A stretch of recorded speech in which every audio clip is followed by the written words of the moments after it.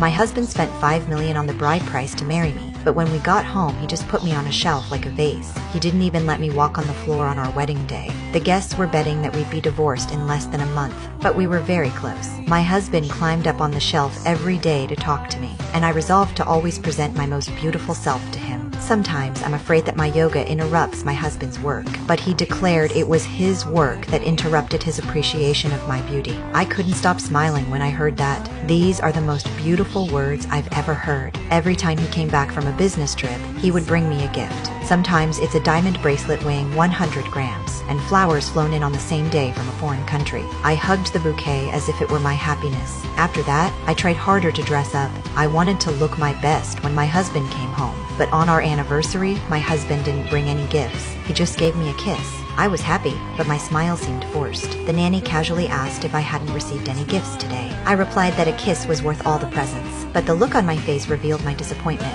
I thought my makeup was not to my husband's liking, so I put on my husband's favorite dress. But this time, my husband didn't even look at me and just focused on his work. I tried to talk to him, but only received a perfunctory reply. I was a bit upset, so I sang my husband's favorite song, but my husband asked me to keep quiet. I was so upset, but I held back my tears, because tears would ruin my makeup. The next day, I was still dressed up. I put on an expensive dress in the hope that my husband would look at me. Instead, he complained the glare from the sunlight hindered his work and summoned the nanny to reposition the desk. What's going on? I mean, what? Change of scenery. Natural light's better for my eyes.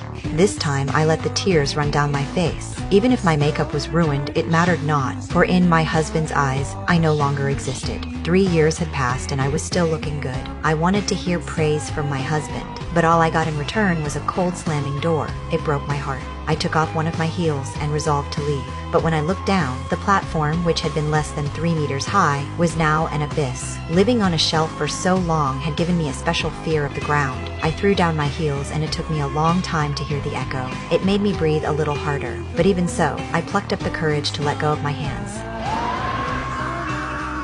When I came to my senses, I found myself on the ground. After 3 years, I'd almost forgotten how to walk, but after a few moments, I quickly regained control of my body. I carefully stepped out of the room and felt the freedom I hadn't felt in a long time.